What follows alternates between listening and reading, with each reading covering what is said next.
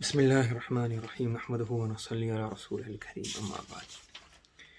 The next subheading he's discussing is hirsi ta'am, meaning overeating, gluttony, greed for food. So obviously you have to have moderation. And something you also have to see who you're speaking to and who the mukhatab is. So here he's probably talking about people who are on this side where they're trying to do too much.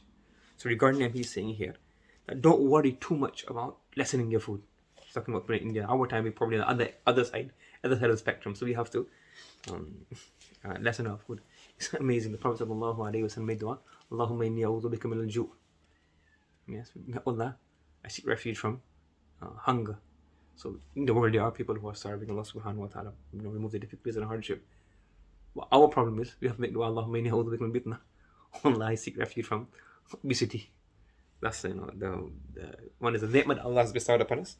And one is also the like how things have become so different. So he's saying nonetheless, those people who are trying to eat too less in trying to do mujahada and extra struggle, he's saying don't do that because of this your body gets weak.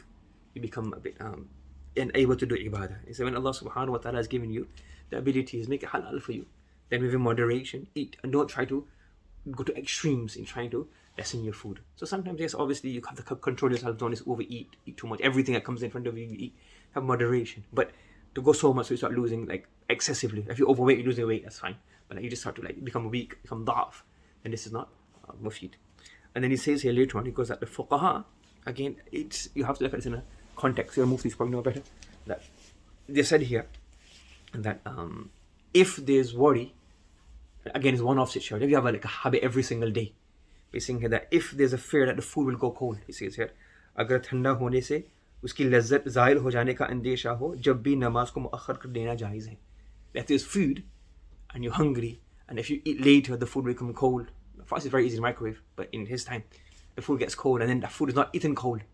It becomes a big headache. Even then, he said that you're allowed to delay your salah. So deen is very easy. Obviously, you don't take one masala and then you miss salah every day. You just all wake up like 1 o'clock, and if I'm going to eat my breakfast now, so you wake up earlier, have breakfast earlier. But it's just like an idea to understand that the moderation, that you don't have to go over the top.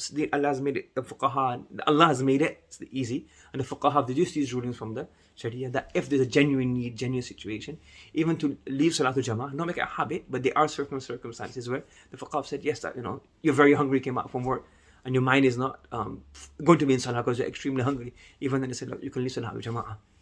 Yes, and from this another masla it was mentioned before as well, that we must try to adopt all of those means where our mind is able, within our capacity. Sometimes the situation we can't control it. The death in the family, somebody's in qadr, somebody's alone, somebody's sick, you have court case pending, you have something happen you can't control, that's fine. But wherever is within your istita and your ability, try to keep your mind like free so that you can do your ibadah of Allah subhanahu wa ta'ala properly. So that's why even, for example, we mentioned before that keeping enough money in backup in savings where you don't have to worry about next 2-3 months, that keeps you have a bit of you have a farigh al-bali, your mind is free, you're able to worship Allah subhanahu wa ta'ala better. Similarly, you have to go toilet, Fuqaha mentioned, you don't perform salah, miss jama'ah. Because if you want to go toilet and you go to the masjid, you can't perform salah. Similarly, as Tanwir Rahmatullah has also mentioned another masala. He goes that if you're doing dhikr and thoughts come to your mind, and that's what happens from salah, when you're doing dhikr, then loads of thoughts come to your mind. So what he says is, if it's a one-off thing, then he goes, pause the dhikr, do that item and come back. Because then as long as you're doing dhikr, what's going to happen? Your mind is going to be occupied in that one issue. Or you can note it down. Okay, I make a nikiti, say I can do this on your to-do list. If it was all the time, then you will never get dhikr done. Then you just, it's just from shaitan. But if you have something that's going to bother you, you remember something very important, either note it down, pause your dhikr, go and do it. So you come back, now your mind is free. Yeah, so again, a few points you mentioned in here. So may Allah subhanahu wa ta'ala give us a really doctor from this.